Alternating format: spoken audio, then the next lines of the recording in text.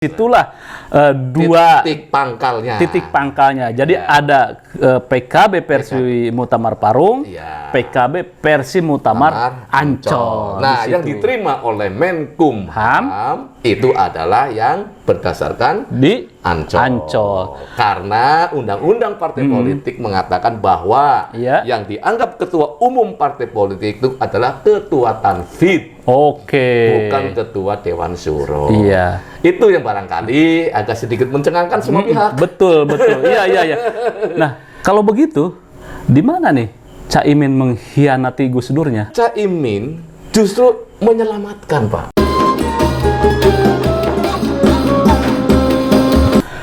Assalamualaikum warahmatullahi wabarakatuh. Waalaikumsalam warahmatullahi wabarakatuh. Pemirsa, sebetulnya ini meja obrolan liar. Biasanya kita banyak sekali kawan-kawan, tapi ini kebetulan ini ada yang japri ke saya. Katanya ingin mengungkapkan pengalaman hidupnya ya. Di politik. Beliau bukan siapa-siapa. Rakyat. Tapi beliau orang fanatik Gus Dur, juga orang fanatiknya Gus Imin. Dua-duanya. Oke. Begini, saya kenalkan dia Mas Fuad ya, salah satu orang NU, kemudian beredar di arus bawah.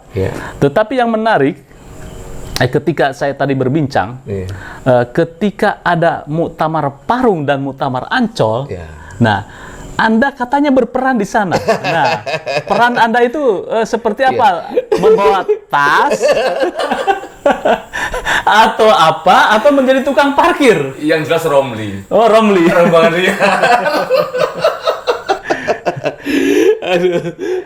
Jadi gimana waktu Muktamar Parung itu?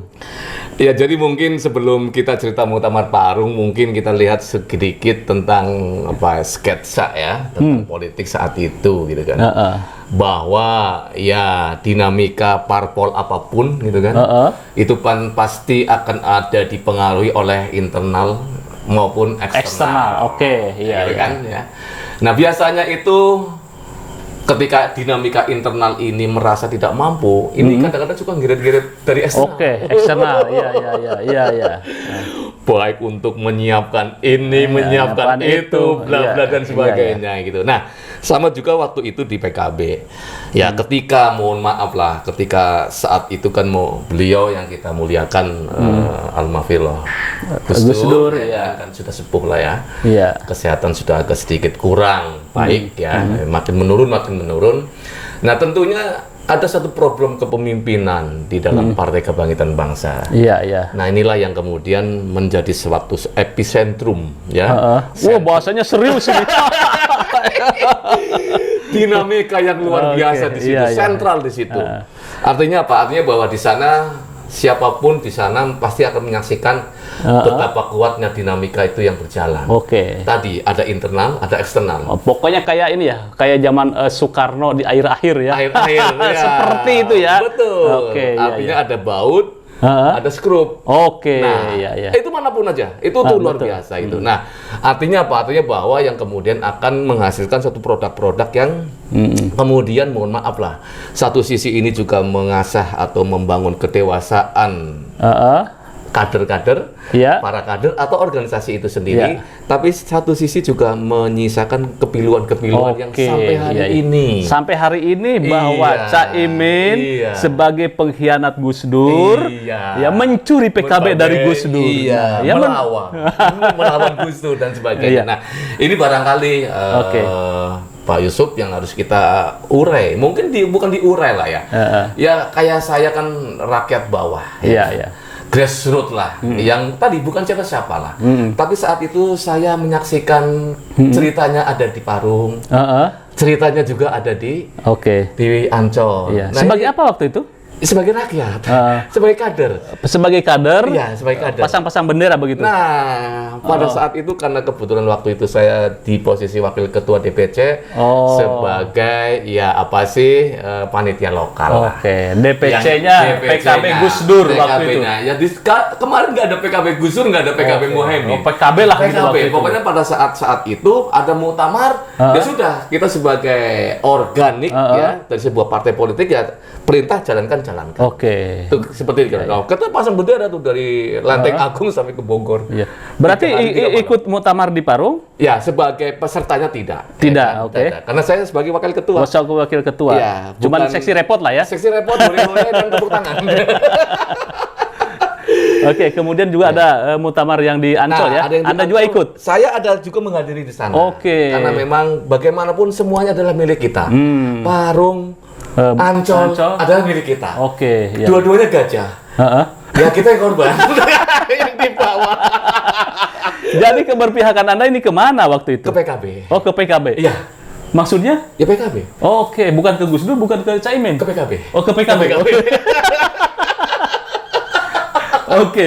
Kita sayang dua-duanya. Oke, ya, Kira ya, seperti ya, itu. iya, ya. Anda juga sebagai Gus Durian ya? Saya Gus Durian dan kita ya Gus Iminian. Oh, Minian. Belum ada itu. Gus ya. Minian. Kita bikin. Muhibin. Muhibin. Saya ingin bertanya, Ya. ketika pada suka mengulas tentang PKB, relasi PKB kemudian dengan NU dan sebagainya, selalu saja muncul Iya. Caimin sebagai pengkhianat Gus Dur. Iya. Menurut Anda ini Betul. seperti apa nih? Ya, semua kan ada aksi, ada reaksi. Iya. Dinamika PKB saat itu di level ringnya Gus Dur. Baik Caimin, baik siapapun itu luar biasa, Pak. Artinya di sana Gus Dur itu kan di sekelilingnya itu bukan orang NU saja. Oke, iya. Gus Dur di sana merah, hijau, kuning banyak. Ada karena orang ini ya, Orang universal. orang universal ya. Beliau Oke. itu milik umat, milik bangsa. Oke. Sehingga yang ada di ringnya Gus Dur itu, baik pembisik, baik yang lain-lain, itu komplit. Komplit ya. Ya, ya. tidak hanya orang NU, tidak hanya orang apa. Makanya waktu itu banyak para kiai sepuh yang kemudian menyayangkan kenapa sih gitu. Yang diambil suaranya atau statementnya itu bukan orang-orang dari kalangan-kalangan yang dekat dengan Gus Dur secara ideologis. Oke, ya. Maksudnya Nah, statement-statement apa? Ya statement yang yang berliar waktu itu. Yang Wah, liar lah, yang yang statement yang sama liar gitu lah. ya. Yang kemudian kadang-kadang suka mengkontraproduktifkan eksistensi Gus Dur itu sendiri gitu. Oke, ya, Nah ya. ini kadang-kadang para kiai sepuh itu Bingung. menyayangkan, ya, bingung menyayangkan itu. Sampean juga di arus bawah bingung. Sangat. Para kiai aja bingung, apalagi harus bawah gitu kan, gitu Pak Yusuf ya. Oke. Jadi artinya bahwa dinamika itulah yang kemudian membuat satu banyak pintu masuk PKB dimasukin oleh berbagai kalangan. Oke, ya wong PKB itu partai besar Nah, ya. iya. Ya siapa aja bisa masuk. Iya, minum dulu. iya, iya. Ini minumnya bukan Iya, kopi, tetapi Tapi minumnya ini bunga ini. Iya, bunga iya, iya. teleng namanya. Teleng tuh. ya itu. Wah, siap. Antioksidan. Antioksidan ini, anti kanker katanya itu ya. Kandung kering. Ini muncul nih Mas. Oke, oke. Luar biasa. Siap, Pak Yusuf. Ini kayaknya makanan favoritnya Gus Dur. Betul. Non kolesterol. Caimin suka nggak nih? Ah, pasti dia. Beliau mah apa saya suka. Doyan kuliner beliau. Dul, kuliner. Nanti kita panggil nih di obrolan liar Caimin. Kalau mau. Iya. Tapi Ya. saya yakin mau lah. Insya Allah. Happy and fun. Itu kayak gitu. Oke. Ya. Lanjut menurut Anda. Iya.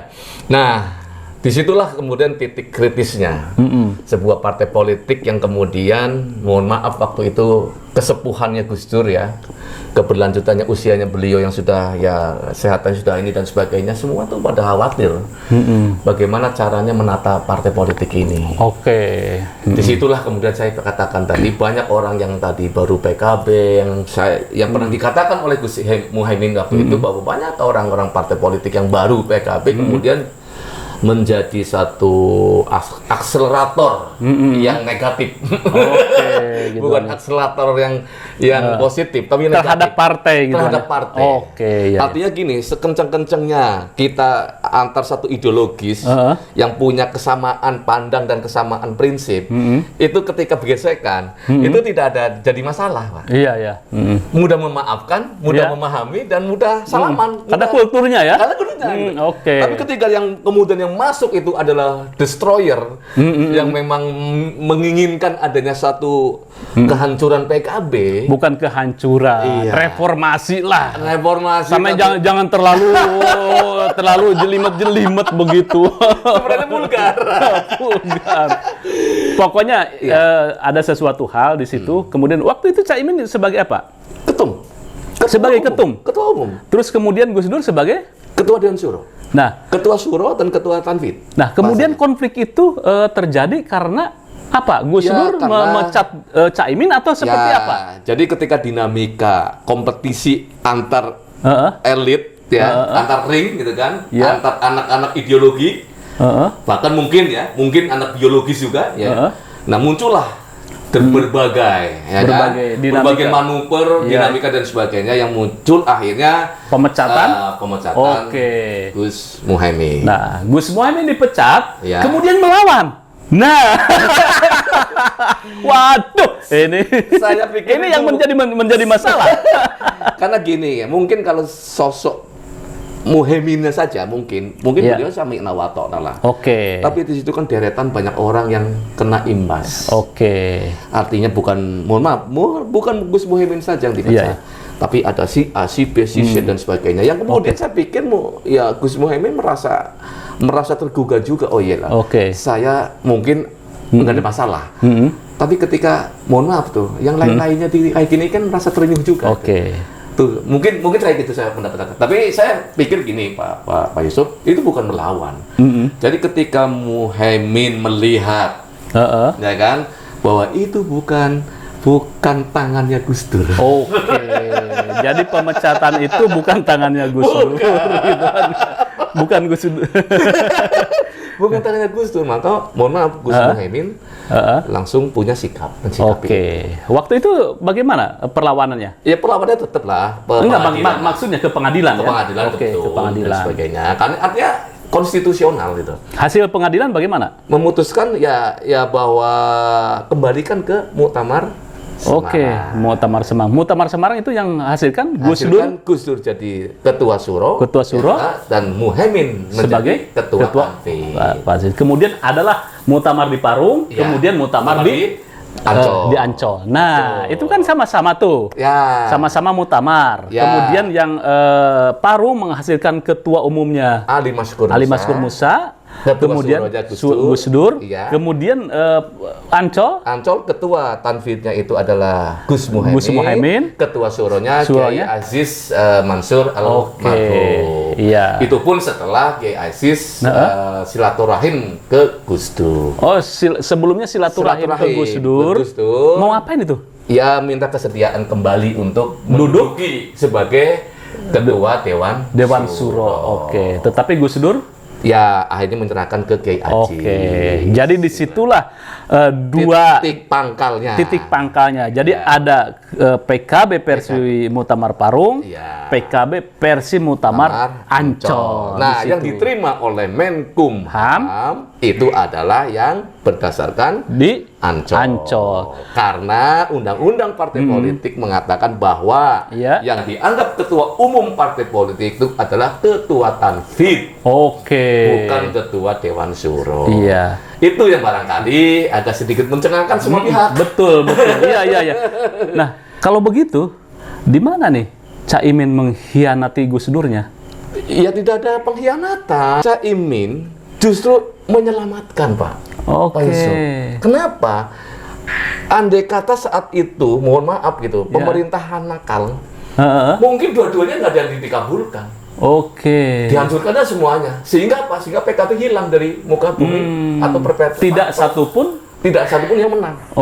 Tapi saat itu mungkin saya saya husnudzon kepada pemerintahan SBY saat itu bahwa ya silakan aja hukum yang berlaku. Akhirnya law enforcement-nya di situ. Heeh. Akhirnya memunculkanlah pihak Muhaimin lah yang kemudian menjadi ketua, artinya tuh yang diterima lah oleh Menkumham sebagai anggota sebagai ketua partai politik. Disitulah pemirsa sampai kini stereotip bahwa Muhaimin Iskandar sebagai pencuri PKB dari Gus Dur terus digoreng, terus berjalan atau terus digoreng? Ada yang goreng, Pak. Oh, ada yang goreng. Kalau ini bukan goreng, Mas. Ini dikukus ini. Ini namanya rebusan demokrasi. Bukan gorengan demokrasi. Bukan gorengan. Tapi rasanya lebih legit itu. Lebih legitimate. Itu kayak gitu Pak Yusuf. Oke. Jadi artinya sekali lagi saya katakan, insya Allah lah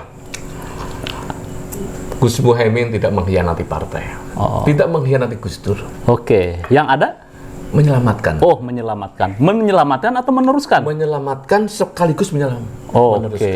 Ya. Artinya saat Gus Dur menjadi ketua Dewan Syuro, itu kursi bisa 52. Gitu. Oke. Kemudian apa istilahnya, konflik turun. Nah setelah selesai naik lagi partai politik. Harapan kita itu semua, ya mohon maaf, dengan dinamika saat ini, baik di Pilpres baik yang nanti di sana, itu tidak ada persoalan di PKB.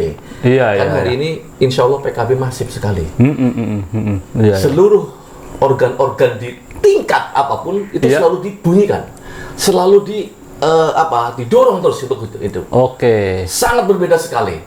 Artinya ini sebuah kemajuan. Bahwa namanya organisatoris, amanat organisasi itu harus benar-benar dijalankan. Begini Mas. Yes. Kita minum dulu. Ya, saya juga makan dulu. Ini nih deh. Ini rada serius sedikit. Iya. Jika seandainya waktu itu yang disetujui oleh pemerintah adalah PKB-nya versi Muktamar Parung, yang di situ ada Gus Dur, itu bagaimana? PKB akan lebih melesat atau bagaimana? Ya nggak tahu, jangan tanya saya. Saya bicara realistis saja. Iya. Nyatanya hari ini Gus Muhaimin itu memimpin organisasi sudah sangat pas di tracknya. Dan menghasilkan kursi yang lumayan. Dan hari ini juga bisa, mohon maaf tuh, mendorong bagaimana aktivis-aktivis PKB bisa menjadi bagian dari NU yang sesungguhnya. Baik secara kualitas dakwahnya maupun kualitas kesejahteraan masyarakatnya. Jadi saya tidak berandai-andai yang kesana, Pak. Karena saya takut itu kan. Karena saya nggak tahu ketika Pak Ali Maskur Musa seperti apa gitu. Itu saya yang saya nggak berani berimajinasi. Tapi fakta hari ini bahwa Gus Muhaimin sudah punya satu track record lah, memimpin organisasi dengan baik lah. Dinamikanya dengan segala kelebihan dan kekurangannya ya. Dengan segala kelemahan dan kelebihannya, alhamdulillah dapat 58 kursi yang kemudian mohon maaf gitu. Itu mampu lah istilahnya itu mendorong bagaimana program-program yang diinginkan oleh kader-kader NU itu bisa berjalan dengan baik. Undang-undang pesantren, ya kan, itu luar biasa diperjuangkan. Banyaklah hal-hal yang. Terima kasih Mas Fuad. Luar biasa kunjungannya ke kedai pada suka ini. Silakan ngopi. Jadi pemirsa, bagaimana menurut Anda bahwa PKB selalu menjadi dinamika di masyarakat, terutama di Nahdliyin?